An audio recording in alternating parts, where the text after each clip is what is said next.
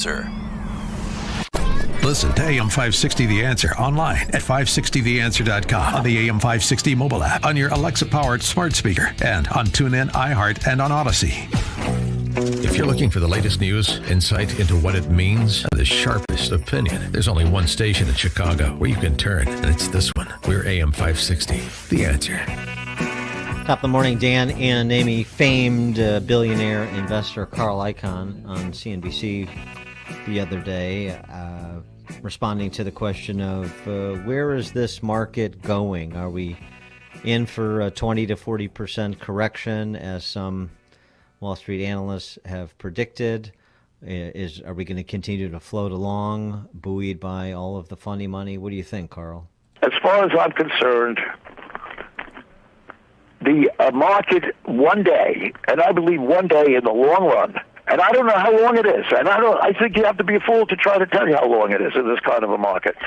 In the long run, we're certainly going to hit the wall, and I get people may say to me, well, anybody can say that. No, but I really think there will be a crisis, the way we're going. The way we're printing up money, the way we're going into inflation. I mean, if you look around you, you see this inflation all around you, and I don't know how you deal with that in the long term. But if you're asking me even what's going to happen in the next year or next 2 years or 3 years, I think it is foolish to try to answer that question. I honestly think that this money, this MMF stuff, is working to some extent. They keep printing up money. The money goes out. And up to just recently, you haven't seen inflation. Now that you see inflation, you have to worry. Then you have to worry. Well, we see inflation, so then we have to worry. For more on this, please be joined, as always, for our Wednesday conversation with Wall Street Journal columnist, Trumponomics author, economist Steve Moore. Steve. Hi, guys. Good morning. Good morning. Look, a couple things I would say about that Carl Icahn statement. Number one, I mean, who am I to ever question a guy who's made $1 billion in the markets? But and I'm not questioning him. I think he's got the story pretty right. The really weird thing about what's going on with the U.S. economy right now is you have a booming stock market. I mean, this is the incredible bull market. We got the Dow at 35,000.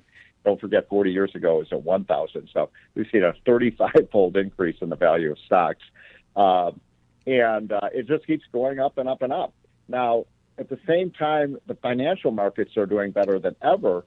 We've got real signs of structural decay in the market right now. I mean, in the real economy. So, for example, yesterday, the Bureau of Labor Statistics came out with a report, and they found that over the last 12 months, wages have been up by about 1%.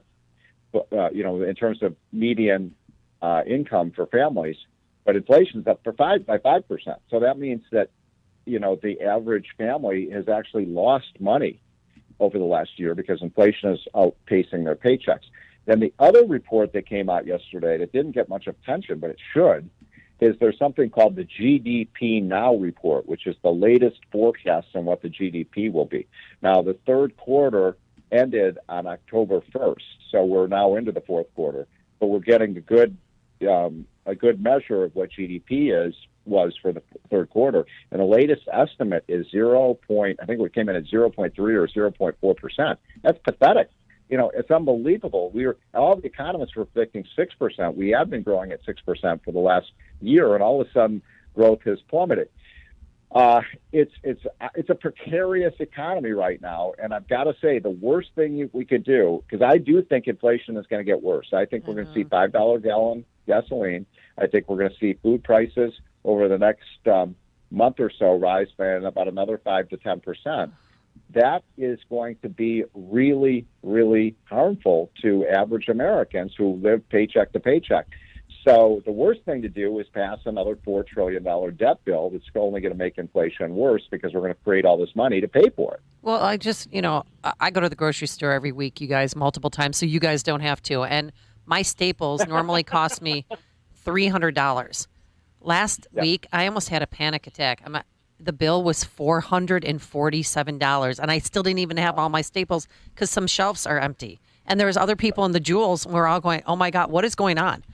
and one mom was almost in tears. I mean, this is serious stuff. And my It is. auto mechanic told me, he said, listen, if you need to get your car fixed, what would normally take 30 minutes for us to get a part, it's going to start taking 60 to 90 days to get a part because of the shipping crisis. So what is Pete Buttigieg doing about this besides going on paternity leave? Yeah. So, I mean, Amy, what you just said is really important because, you're right there on the front line as a consumer, and not just a worker, but a consumer. And what you're feeling is what everybody's feeling. And so when the Biden administration runs around, a little inflation is a good thing. Oh. And, this only, what was the term they used? High class. Only high class people are feeling me. You must be really rich, Amy, because you must be one of those high class folks. Yeah, right. I'm a coupon cutter. Inflation.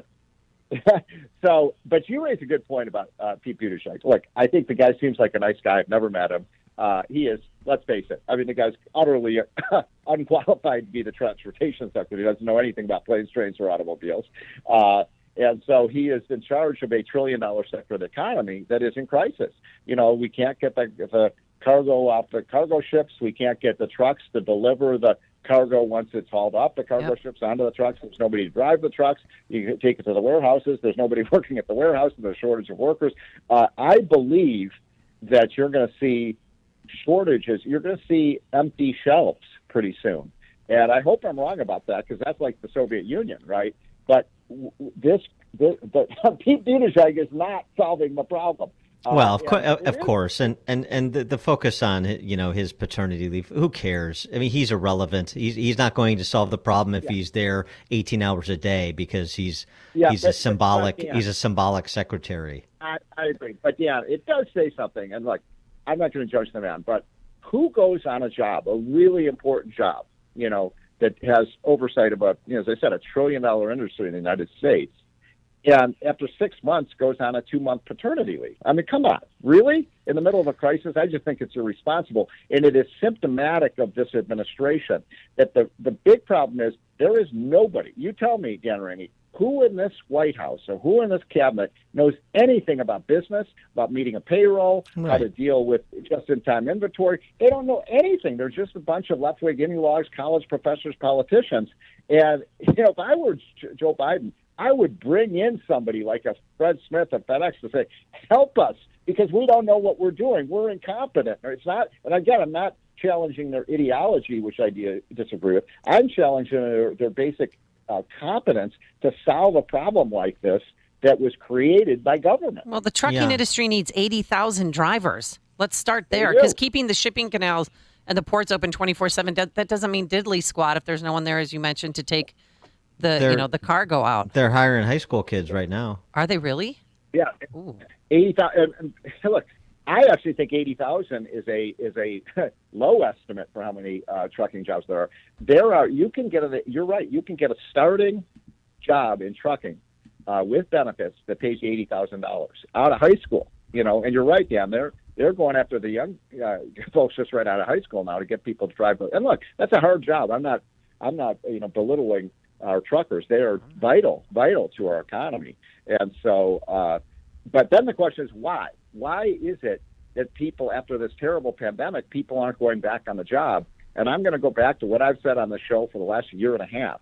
We have policies in Washington that are paying people not to work. We continue with them. We've expanded food stamps. We're providing $300 a month per child, so you get $900 a month of free cash.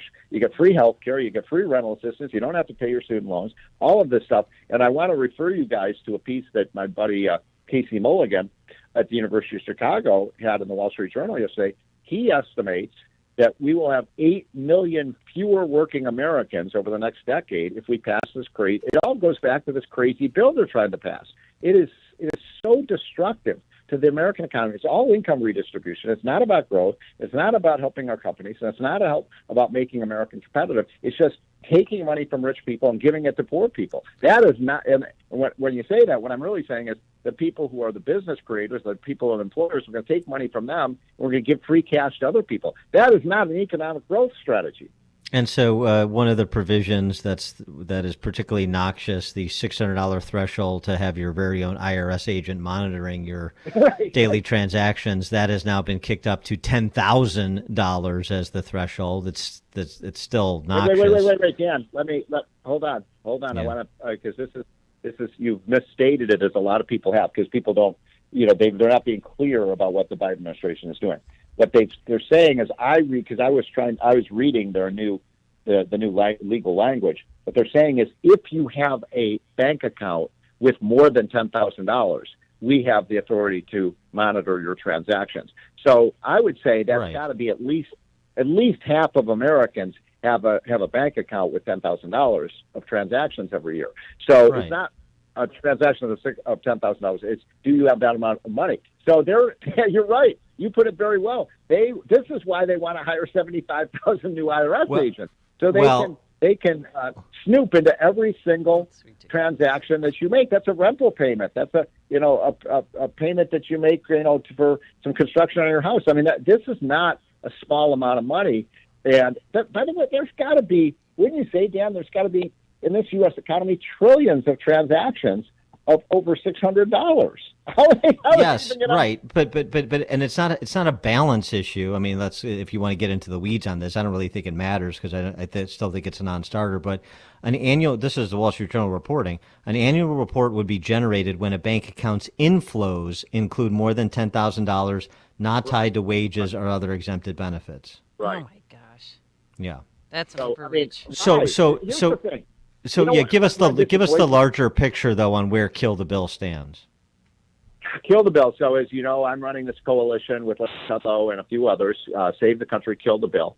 And we need all hands on deck. I mean, this is a critical moment. I get so upset with some of my conservative friends and even donors. They say, I'm holding my powder dry now, and I'm going to fight for the 2022 elections. Even if the Republicans just obliterate the Democrats in the midterm elections, which I think is likely to happen, given that Biden now has a 36% approval rating.